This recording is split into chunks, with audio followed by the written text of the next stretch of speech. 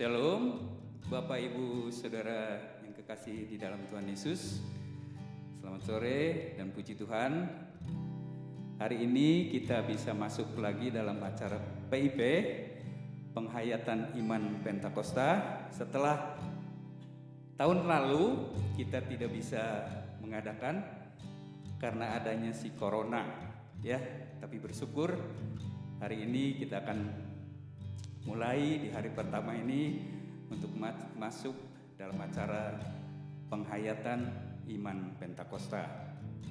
Kita akan mulai dengan satu pujian yang kembali mengingatkan kepada kita yang sudah percaya Tuhan Yesus, itu dimanapun kita berada, Yesus Immanuel, Allah Roh Kudus itu selalu menyertai kita. Berarti di sini Tuhan hadir.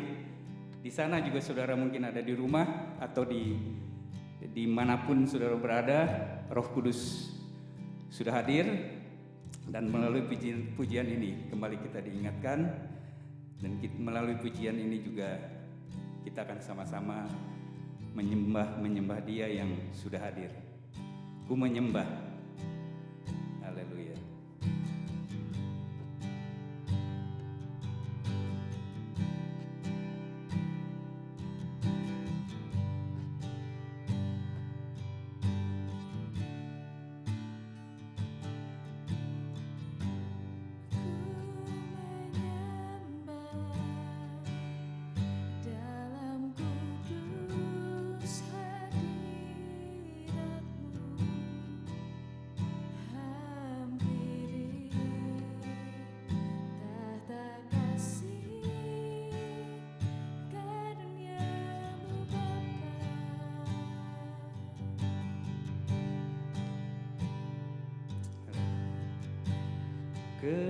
Kekuatanku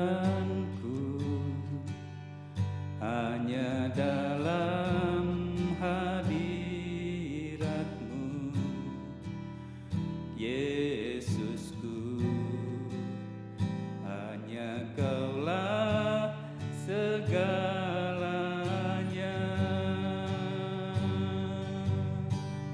Oh, ku yakin Kau hadir di sini, ku rasakan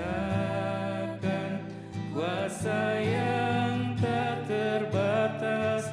Ku yakin Kau nyata di sini, kemenangan terjadi di sini.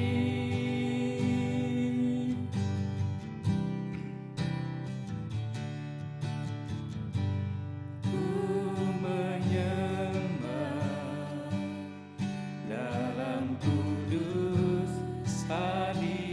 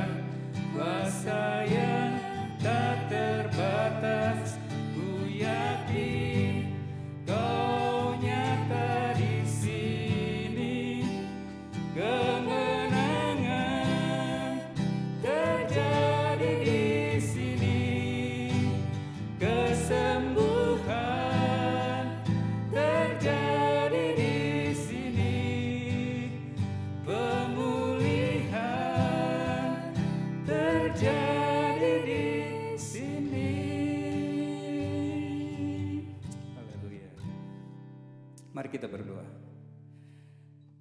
Allah Bapa di surga, terima kasih ada kesempatan kembali kami boleh beribadah bersama, walaupun di tempat yang berbeda, tapi kami bersyukur Tuhan yang sudah menyertai, memberkati kami, melindungi, memelihara kami, sehingga hari ini kami boleh berkumpul, boleh memuji nama Tuhan, boleh sebentar juga mendengar akan firman Tuhan. Kami serahkan acara kami dari awal sampai pada akhirnya. Tuhan tolong, Tuhan memberkati pemimpin pujian, pemain musik, hamba-Mu yang akan menyampaikan firman-Mu, para operator, dan semua yang terlibat dalam pelayanan ini diberkati oleh Tuhan. Bahkan semua jemaat, baik yang ada di rumah maupun di tempat-tempat lain, Tuhan juga memberkati. Terima kasih Bapa di surga, kami serahkan acara ini dari awal sampai pada akhirnya hanya ke dalam tangan pimpinan Tuhan. Hanya di dalam nama Tuhan kami Yesus Kristus kami sudah berdoa. Amin.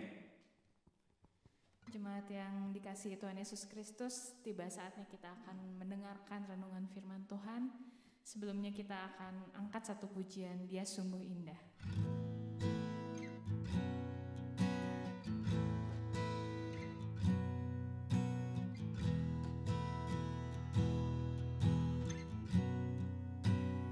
Dia sungguh indah,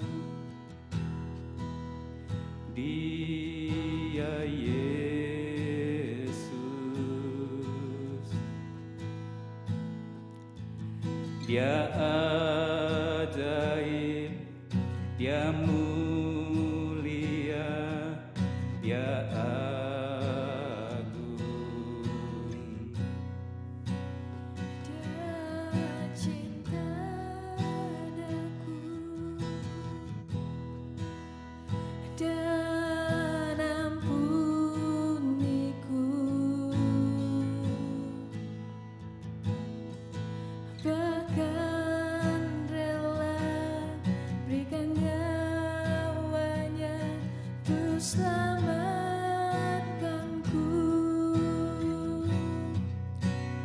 Sambutlah Yesus,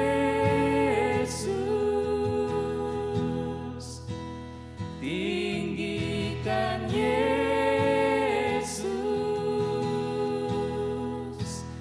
beri Dia hormat, pujian dan kuasa, Yesus Raja.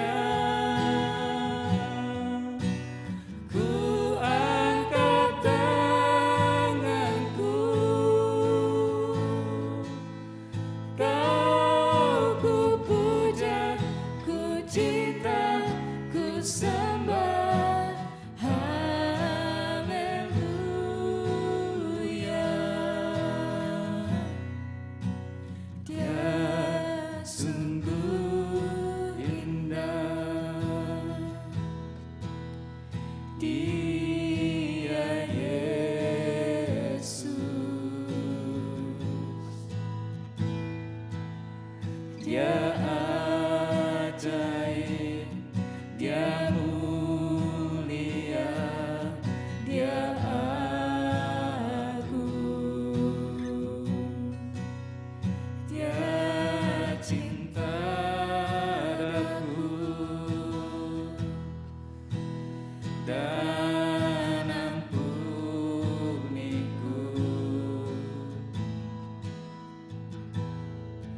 bahkan rela berikan nyawanya untuk selamatkanku. Sambutlah Yesus, tinggikan Yesus, beri Dia hormat,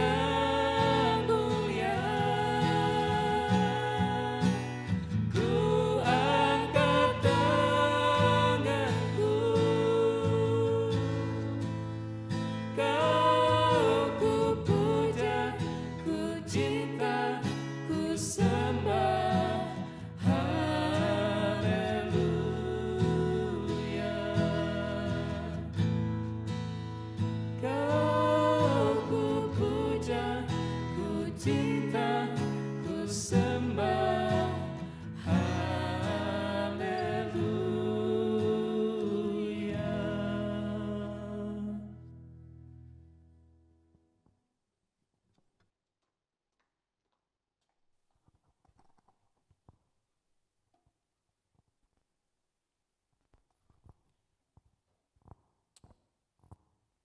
Mari kita berdoa. Bapa dalam surga, terima kasih kalau pada malam sore hari ini Tuhan, kami boleh bersama-sama merenungkan kembali firman-Mu Tuhan.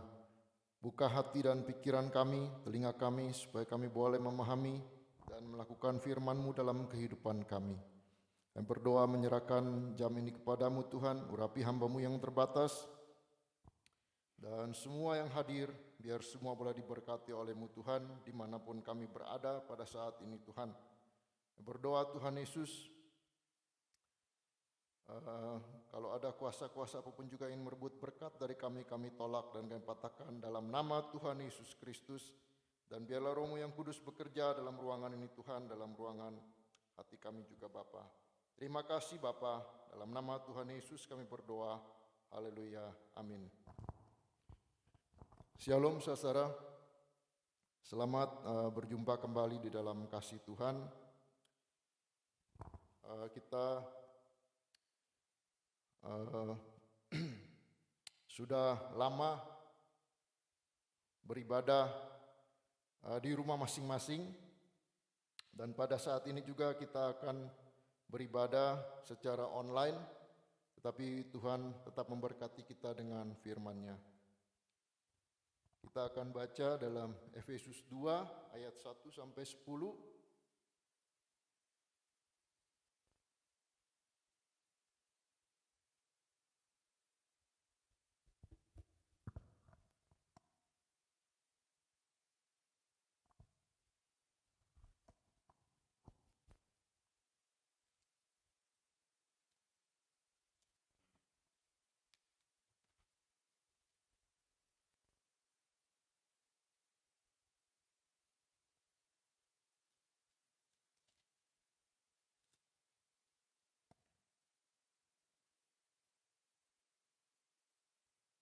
Saya bacakan. Kamu dahulu sudah mati karena pelanggaran-pelanggaran dan dosa-dosamu. Kamu hidup di dalamnya karena kamu mengikuti jalan dunia ini, karena kamu mentaati penguasa kerajaan angkasa, yaitu roh yang sekarang sedang bekerja di antara orang-orang durhaka. Sebenarnya dahulu kami semua juga terhitung di antara mereka ketika kami hidup di dalam hawa nafsu daging dan menuruti kehendak daging dan pikiran kami yang jahat. Pada dasarnya kami adalah orang-orang yang harus dimurkai sama seperti mereka yang lain. Tetapi Allah yang kaya dengan rahmat oleh karena kasih-Nya yang besar, yang dilimpahkannya kepada kita, telah menghidupkan kita bersama-sama dengan Kristus, sekalipun kita telah mati oleh kesalahan-kesalahan kita, oleh kasih karunia kamu diselamatkan. Saudara-saudara, kita sedang mengalami masa yang sulit pada saat ini. Katanya kemarin saya dikirim berita oleh teman saya, katanya sekarang ini tanda-tanda akhir zaman sudah makin nyata, katanya. Dia sebut ayat-ayatnya, lalu dibilang sudah ditulis, katanya banyak orang yang meninggal sampai tidak bisa dikubur. Ternyata terjadi sekarang di India, ya. Banyak orang yang tidak bisa keluar rumah juga terjadi sekarang di mana-mana, ya. Ini adalah tanda-tanda akhir zaman yang mungkin sedang terjadi di tengah-tengah kita, dan kita mungkin tidak begitu menyadarinya, ya. Tetapi kita lihat bahwa apa yang kita alami selama setahun ini adalah sesuatu yang belum pernah dialami oleh umat manusia.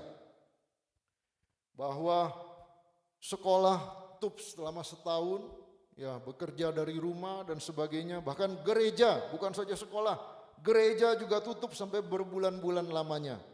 Itu belum pernah dialami oleh umat manusia, ya. Sekolah boleh tutup, gereja jalan terus, ya. Kerusuhan boleh ada, gereja jalan terus. Tapi saat ini kita mengalami gereja bahkan tutup, ya, selama berbulan-bulan, dan jemaat terpaksa beribadah di rumah, ya. Mungkin teman-teman kita yang ada di lapas mungkin tidak begitu mengikuti perkembangan di luar, ya. Tetapi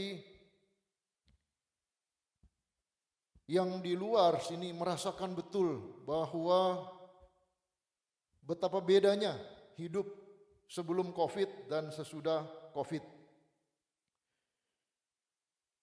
Dan juga mungkin yang ada di lapas atau yang ada di asrama atau yang ada di luar, tidak di dalam rumah, tidak bisa keluar, mungkin itu rencana Tuhan juga supaya selamat dari bahaya ini, ya. Karena yang di luar rumah, yang di luar, yang keluar-keluar dan sebagainya, ini banyak kejadian yang terkena dan sebagainya, sehingga ada yang bahkan sampai meninggal. Saya mengingat kembali cerita 10 anak dara yang menunggu pengantin. Dan 10 anak dara ini ada yang 5 yang bodoh, 5 yang bijaksana. Dan setiap kali saya membaca cerita ini, saya selalu berpikir bahwa saya adalah 5 anak dara yang bijaksana. Ngapain jadi yang bodoh, ya? Jadi pasti kita maunya jadi yang bijaksana. Karena saya pikir, saya nggak mungkin lah minyak saya sampai habis, gitu ya. Tetapi coba Bapak Ibu saudara-saudara bayangkan, selama setahun ini kita menunggu di rumah. Apakah minyak kita masih ada? Gitu. Apakah minyak kita habis? Jangan sampai kita terlena dan minyak kita habis. Karena selama berbulan-bulan tunggu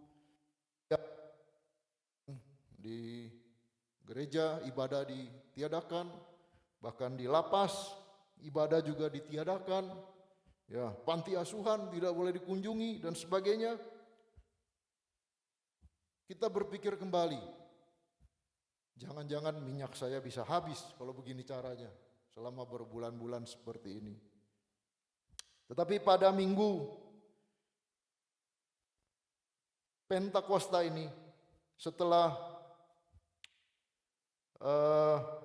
di tengah kita merayakan kenaikan dan hari raya Pentakosta, kita merenungkan kembali kuasa Roh Kudus yang memberikan kekuatan kepada. Dalam Efesus 2 ayat 1 sampai 10, kita ini dahulu sebenarnya sudah mati. Kita hidup dalam dosa. Kita mentaati iblis dan roh jahat yang sekarang sedang bekerja di antara orang durhaka. Kita juga hidup dalam hawa nafsu, mengikuti daging dan pikiran kita. Tetapi oleh kasih karunia Tuhan, katanya, kita yang dulunya terhitung di antara mereka, oleh Allah yang kaya dengan rahmat, oleh karena kasih-Nya yang besar, kita boleh hidup kembali, dibangkitkan kembali, lahir baru bersama-sama dengan Kristus, mendapat anugerah keselamatan yang berlimpah. Dikatakan mendapat anugerah keselamatan yang berlimpah untuk melakukan pekerjaan baik di dunia ini. Dari budak menjadi orang merdeka.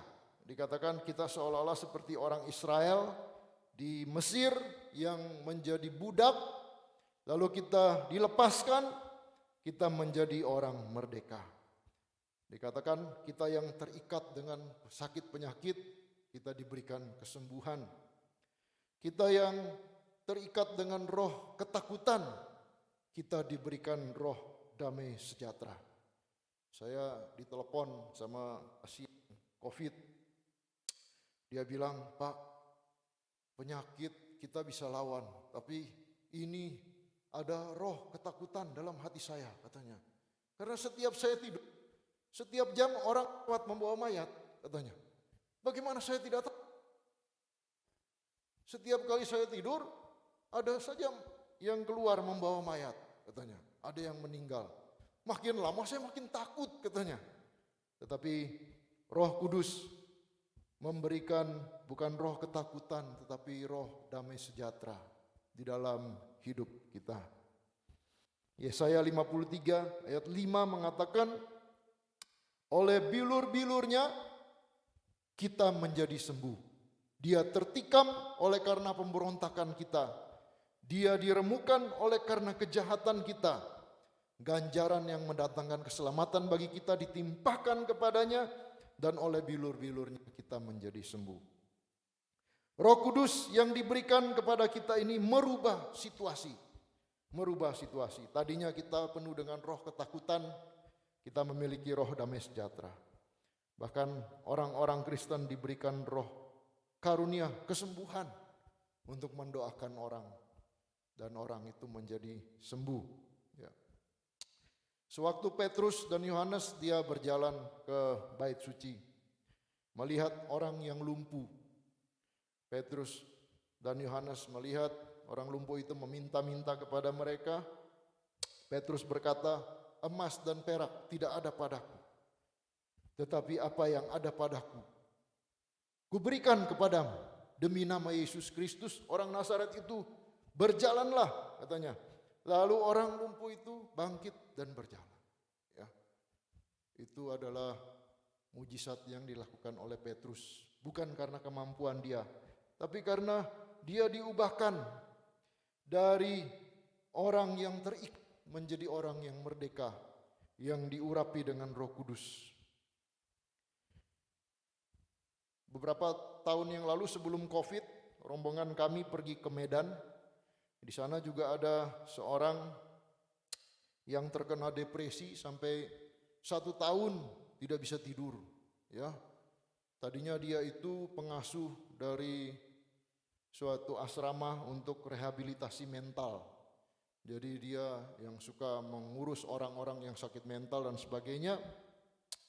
Lalu terkena depresi yang berat sampai tidak bisa bicara, tidak bisa tidur, tidak bisa berpikir, tidak bisa bekerja, pelayanannya ditutup, dan hanya tinggal di rumah, duduk saja. Tidak bisa naik motor, tidak bisa kemana-mana, jalan pun susah.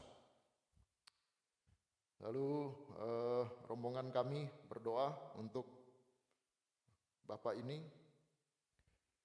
berdoa untuk istrinya juga, berdoa untuk anak-anaknya. Setelah didoakan, ya mujizat Tuhan terjadi dan bapak ini disembuhkan.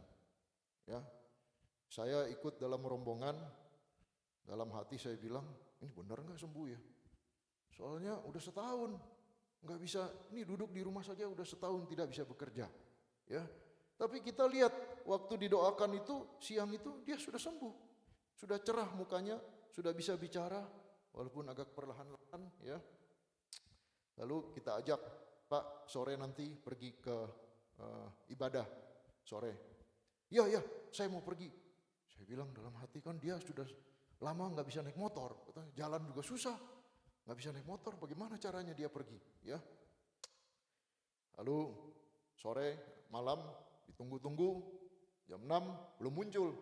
Saya bilang, aduh, kayaknya benar nih ya. Mungkin sembuhnya kalau ada pendeta saja datang ya. Setelah nggak ada pendetanya lagi, dia lemes lagi mungkin. Tapi itu kuasa Tuhan luar biasa. Ya, kita lihat ternyata muncul bapaknya sama istrinya sama anaknya, senyum-senyum dia. Pak, saya hadir katanya. Dia bilang, ya. Naik apa? Ya saya dibonceng orang katanya. Ya, karena dia belum bisa naik motor. Ya, masih kaku-kaku ototnya katanya.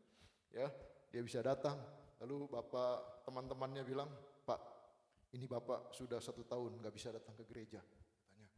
Kalau dia bisa datang hari ini, itu adalah mujizat dari Tuhan. Ya, itu adalah kuasa dari Tuhan yang mengubahkan kita, yang terikat kita menjadi dibebaskan oleh Tuhan. Dan kita yang tadinya hamba dosa, katanya. Kita diangkat menjadi anak Allah. Kita yang tadinya dikuasai oleh daging dan pikiran, kita, ya, manusia itu dikuasai oleh daging dan pikiran, oleh hawa nafsu. Kita menjadi dikuasai oleh Roh Kudus. Apa artinya kita dikuasai oleh Roh Kudus? Kita bisa dipimpin oleh Roh Kudus. Kita bisa diajar oleh Roh Kudus.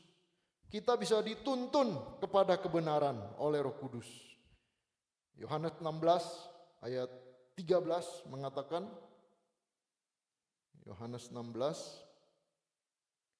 ayat 13, tetapi apabila Ia datang, yaitu Roh kebenaran, Ia akan memimpin kamu ke dalam seluruh kebenaran. Dia akan memimpin kita ke dalam seluruh kebenaran. Efesus 4 ayat 23 mengatakan, Efesus 4 ayat 23,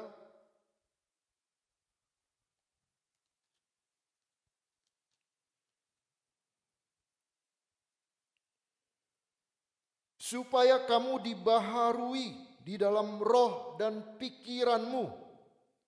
Kamu dibaharui di dalam roh dan pikiranmu. Dulu yang hidup kita ini dikontrol oleh pikiran kita, oleh daging kita, oleh kemauan kita, kehendak kita. Sekarang kita dipimpin dan dikontrol oleh Roh Kudus. Beberapa tahun yang lalu, saya punya teman di Kalimantan. Dia sudah lama melayani di sana. Dan kalau kita mau menelepon dia, itu biasanya harus jam 11 siang. Karena dia mengusahakan karet di hutan, dan di tempat dia itu sinyal telepon jelek. Jadi kalau mau telepon dia, pas dia lagi ada di kebun. Jadi di kebun itu di puncak bukit, di mana sinyalnya bagus. Nah itu sekitar jam 11 siang.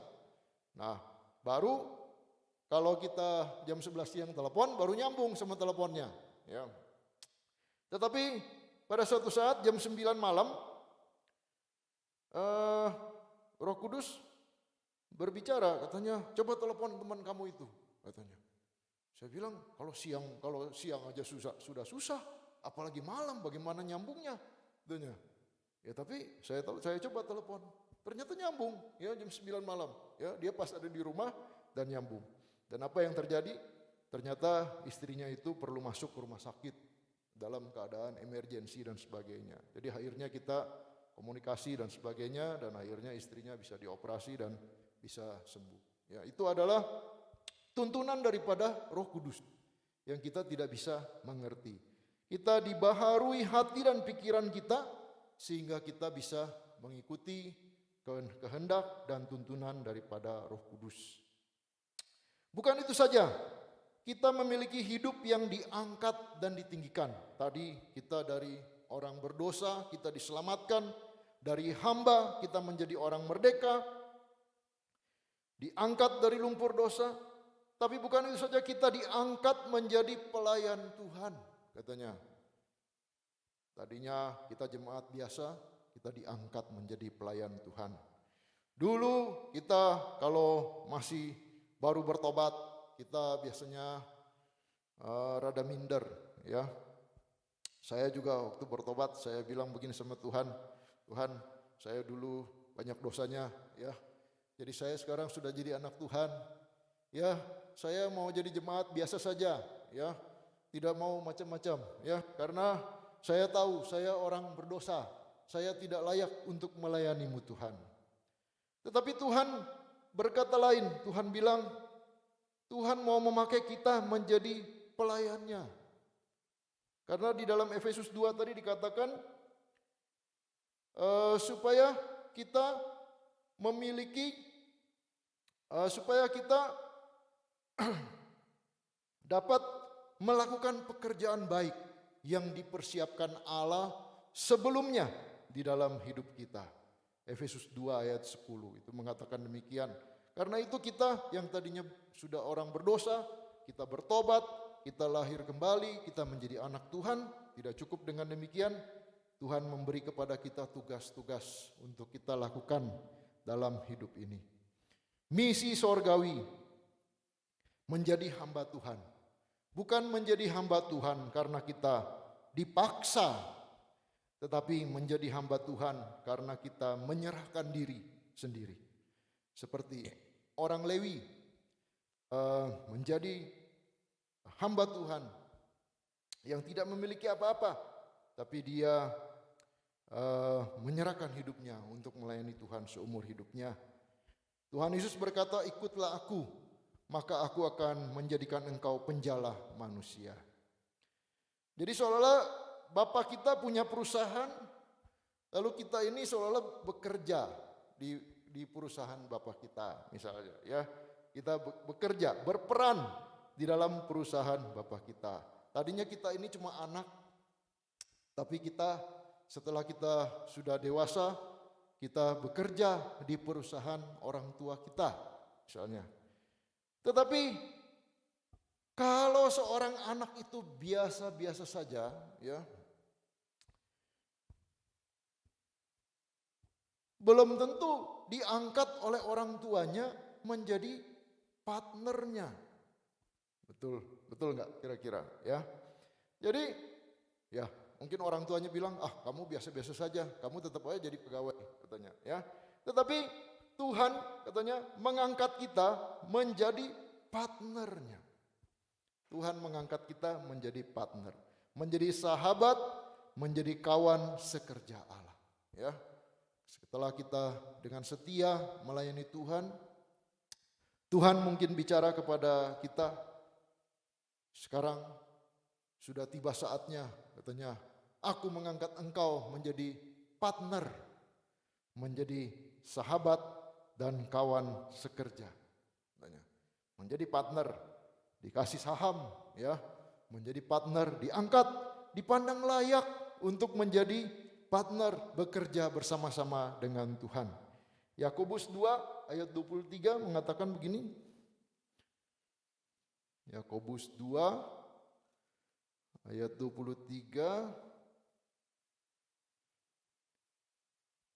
Lalu percayalah Abraham kepada Allah, maka Allah memperhitungkan hal itu kepadanya sebagai kebenaran. Karena itu Abraham disebut sahabat Allah. Amos 3 ayat 7 mengatakan demikian. Amos 3 ayat 7. Sungguh Tuhan Allah tidak berbuat sesuatu tanpa menyatakan keputusannya kepada hamba-hambanya, para nabi. Jadi kalau partner Tuhan, katanya Tuhan akan sebelum melakukan sesuatu juga kadang-kadang dia akan memberitahukan kepada partnernya, kepada para nabi, kepada para pelayannya apa yang hendak dikerjakannya. Ini adalah kita diangkat, tadinya hanya orang berdosa, diangkat menjadi orang merdeka, diangkat menjadi anak Tuhan, kita diangkat kembali menjadi pelayan Tuhan, dan bahkan kita diangkat menjadi partner Tuhan.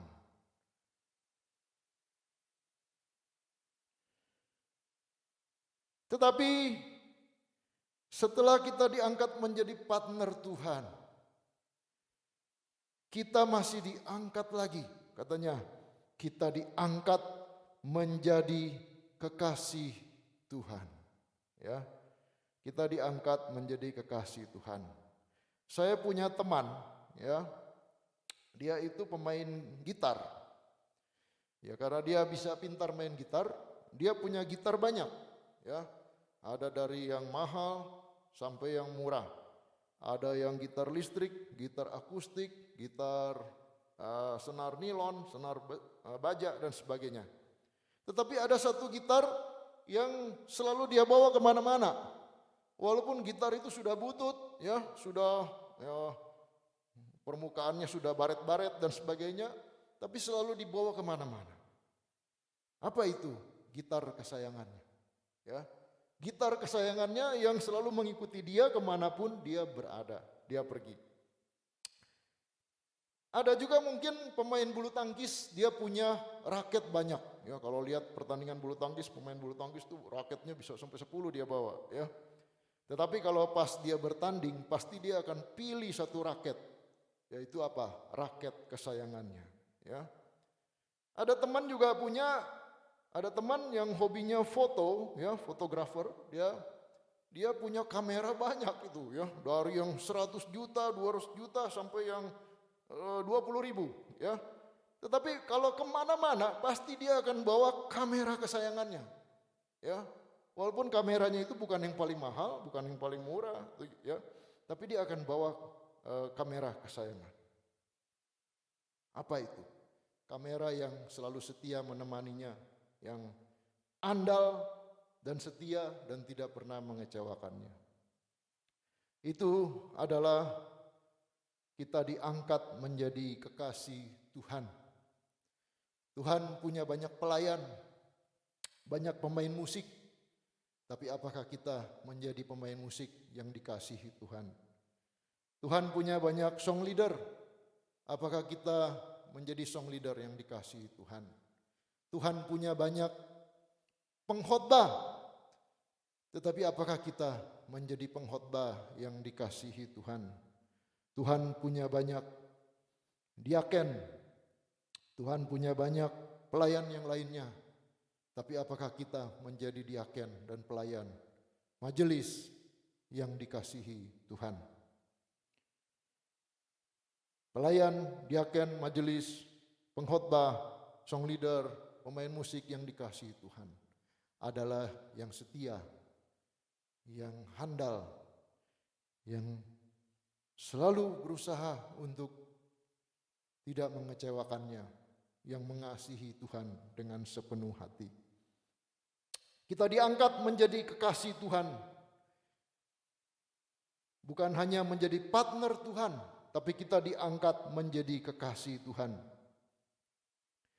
Tuhan Yesus berkata, jika engkau mengasihi aku, maka aku akan minta kepada Bapa. Ya, kita baca dalam Yohanes 14.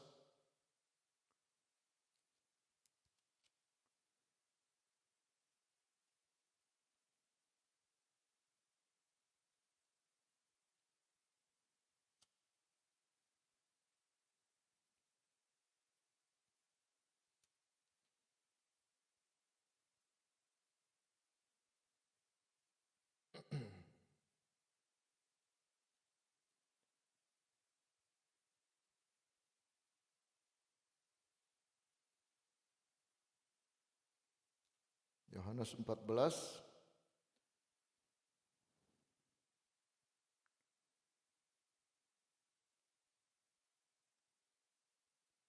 ayat 15. Jikalau kamu mengasihi aku, kamu akan menuruti segala perintahku. Aku akan minta kepada Bapa, dan ia akan memberikan kepadamu seorang penolong yang lain, supaya ia menyertai kamu selama-lamanya. Kalau kita mengasihi Tuhan, kita menjadi kesayangan Tuhan. Tuhan Yesus berkata, aku akan minta kepada Bapa. Doa siapa yang paling hebat di dunia ini? Tuhan Yesus berkata, I will pray the Father. Aku akan berdoa kepada Bapa. Doa siapa yang paling hebat? Selain daripada doa Tuhan Yesus.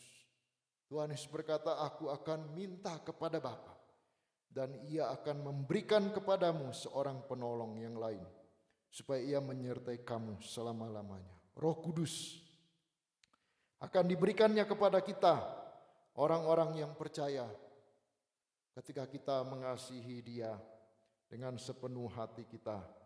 Roh Kudus yang sudah tinggal di dalam hidup kita, yang sudah ada dalam hidup kita itu akan bekerja dengan dahsyat kalau kita mengasihi Tuhan dan menyerahkan hidup kita sepenuhnya kepada Tuhan. Dan kita juga akan diangkat, ditinggikan, mengatasi segala ujian yang berat. ujian COVID ini, ya. Jangan sampai kita kehilangan minyak, kehabisan minyak, ekonomi, sakit penyakit, masalah yang begitu berat. Tuhan berkata kita akan diberikan kekuatan untuk kita melalui ujian yang berat ini. 1 Korintus 10 ayat 13 mengatakan demikian. 1 Korintus 10 ayat 13. Pencobaan-pencobaan yang kamu alami ialah pencobaan-pencobaan biasa yang tidak melebihi kekuatan manusia. Sebab Allah setia dan karena itu Ia tidak akan membiarkan kamu dicobai melampaui kekuatanmu. Pada waktu kamu dicobai, Ia akan memberikan kepadamu jalan keluar sehingga kamu dapat menanggungnya. Saya teringat kepada teman-teman saya yang ada jemaat Tuhan Ebenezer yang ada di Lapas Sukamiskin, juga di Lapas Kebonwaru di Bancai. Sewaktu COVID akhirnya saya merenungkan, mungkin saja Tuhan punya rencana sehingga ketika mereka masuk ke dalam sana, mereka akhirnya luput dari COVID. Coba kalau misalnya masih di luar, ya. Nanti jalan-jalan ke Bali, akhirnya ketularan dan sebagainya, akhirnya masuk rumah sakit. Tapi karena diberikan pencobaan, masuk ke Bancai misalnya, masuk ke Sukamiskin, masuk ke Kebonwaru dan sebagainya, akhirnya bisa luput dari COVID. Walaupun terpaksa luput dari COVID. Itu adalah pencobaan yang diberikan oleh Tuhan, yang tidak melampaui kekuatan kita. Mazmur 138 ayat 7 mengatakan,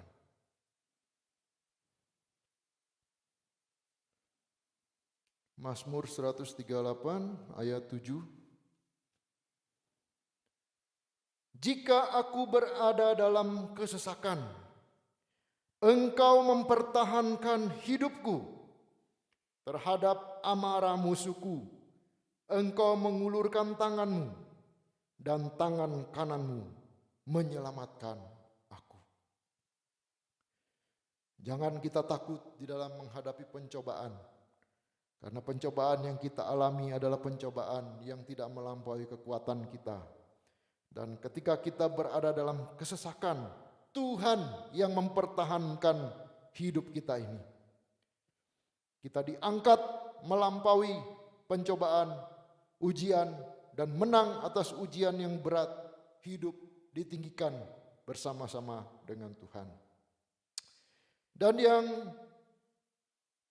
terakhir nanti satu kali akan dialami oleh semua orang, kita diangkat bersama-sama dengan Tuhan Yesus. Setiap orang ada umurnya, ya. Setiap orang ada umurnya. Kaum muda mungkin masih berpikir, saya masih jauh, ya.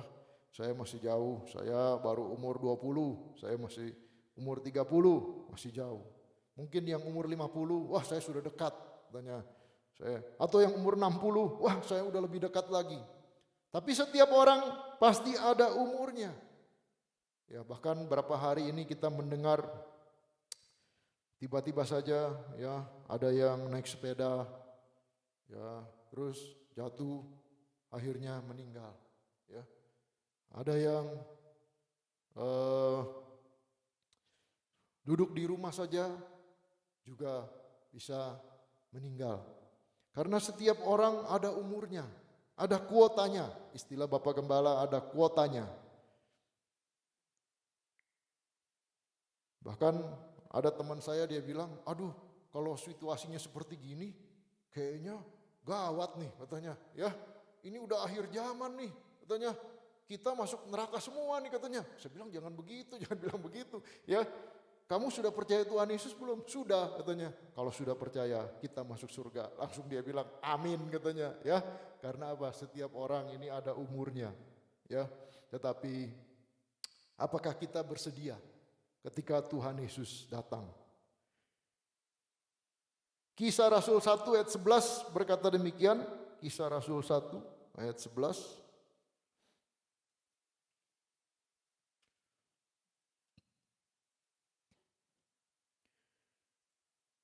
Hai orang-orang Galilea, mengapakah kamu berdiri melihat ke langit?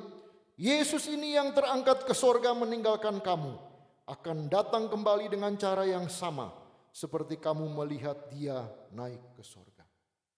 Katakan Yesus ini, katanya, yang terangkat ke sorga, akan datang kembali dengan cara yang sama. Jangan sampai kita tidak siap sedia ketika kita diangkat. Ketika sudah mencapai umur kita, atau ketika Tuhan Yesus datang yang kedua kalinya menjemput kita, jangan sampai kita tidak siap sedia.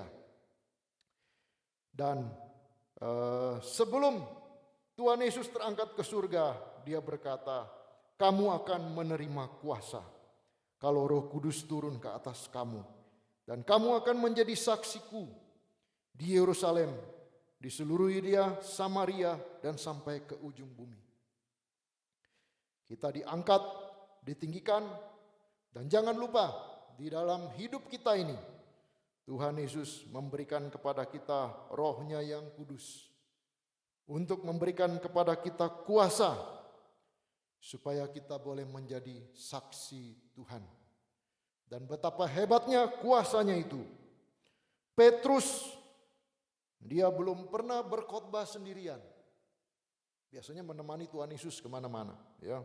Petrus belum pernah berkhotbah sendirian. Tetapi ketika dia satu kali berkhotbah, yang pertama dengan kuasa dan urapan Roh Kudus, katanya 3.000 orang sekaligus bertobat dan dibaptis.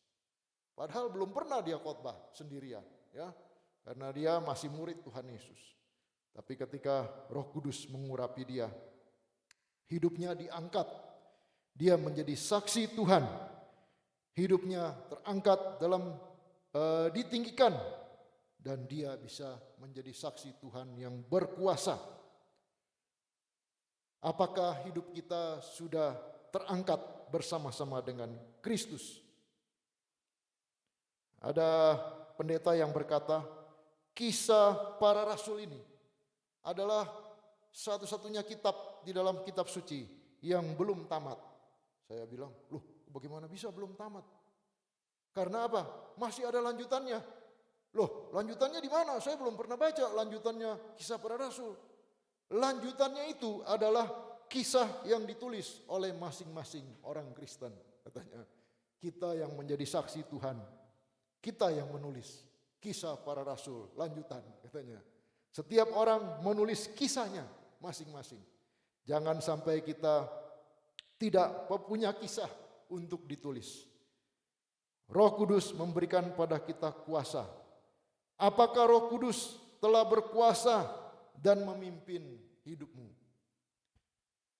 Pada Minggu Pentakosta dan Minggu perayaan kenaikan Tuhan Yesus ini, kita memiliki kesempatan yang banyak untuk merenungkan Roh Kudus berkuasa, mengajar, menuntun, dan memimpin kehidupan kita, supaya kita boleh mengalami hidup yang diselamatkan, dilepaskan, diangkat dari lumpur dosa. Kita boleh mengalami hidup yang diangkat melayani Tuhan. Bukan saja melayani Tuhan, menjadi partner Tuhan. Dan bukan saja partner Tuhan, kita diangkat menjadi alat kesayangan Tuhan.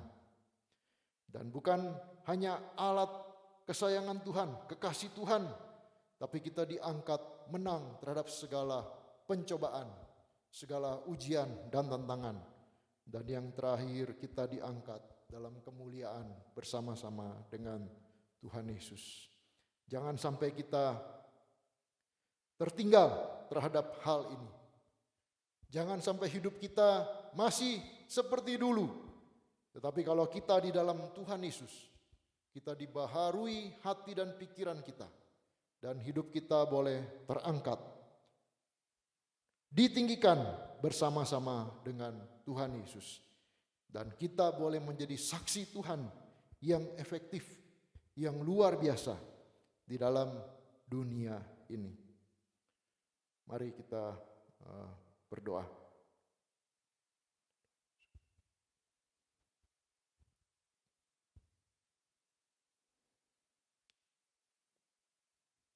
Bapa dalam surga, terima kasih Tuhan kami boleh merenungkan firman-Mu pada hari ini Tuhan. Hidup kami yang tadinya orang berdosa, yang terikat oleh berbagai dosa, yang terikat di dalam hawa nafsu kami, yang terikat di dalam pikiran dan kehendak kami, boleh dibebaskan oleh Engkau Tuhan, dan kami boleh diangkat, boleh dilepaskan, boleh dimerdekakan, boleh dibaharui hati dan pikiran kami Tuhan. Dan bukan itu saja Tuhan, Roh-Mu yang kudus boleh masuk dalam hidup kami, boleh berkuasa dalam hidup kami, mengubahkan kami menjadi manusia baru. Dan bukan saja manusia baru, Tuhan memberikan pada kami karunia-karunia untuk kami boleh melayani Engkau. Dan bukan saja melayani Engkau, Tuhan mengangkat kami menjadi partner sahabat-Mu Tuhan. Dan bukan saja menjadi partner dan sahabat-Mu Tuhan, Engkau mengangkat kami menjadi kekasih-Mu Tuhan. Dan bukan saja itu Tuhan, Engkau mengangkat kami untuk boleh hidup bersama-sama dengan Engkau di surga nanti Tuhan. Kami bersyukur dan berterima kasih. Siapakah kami ini Tuhan? Siapakah kami ini Tuhan? Sehingga kami boleh menjadi biji mata-Mu Tuhan. Tidak layak kami Tuhan mengalami apa yang Engkau berikan padamu pada hari ini. Tapi pada hari ini Tuhan, kami bersyukur kepadamu karena kasih karunia-Mu Tuhan kepada kami semua Tuhan. Sehingga Engkau mengangkat kami dari yang terendah, Engkau mengangkat kami menjadi yang tertinggi di dalam kehidupan kami. Engkau mengangkat kami menjadi saksi-Mu Tuhan. Siapakah kami ini Tuhan? Jadi biji mata-Mu Tuhan. Dengan apa kami dapat membalas kasih-Mu Tuhan? Selain kami memuji dan menyembah Engkau Tuhan Yesus. Saudara-saudara, biar kita menutup kebaktian pada hari ini. Tapi kita tidak akan pulang dengan biasa-biasa saja. Tapi Roh yang Kudus bekerja dan berbicara dalam hati kita masing-masing. Dan biarlah Roh yang Kudus boleh mengubahkan hidup kita pada hari ini. Supaya hidup kita tidak menjadi sama lagi. Tapi hidup kita menjadi terangkat, ditinggikan dan dimuliakan bersama-sama dengan Tuhan Yesus. Pulanglah saudara-saudara ke tempat masing-masing dengan kasih dari Allah Bapa, anugerah yang besar dari Tuhan Yesus Kristus, dan kuat kuasa karena persekutuan dengan Roh Kudus menyertai kita sampai Maranatha, kita terangkat dalam kemuliaan bersama-sama dengan Tuhan Yesus.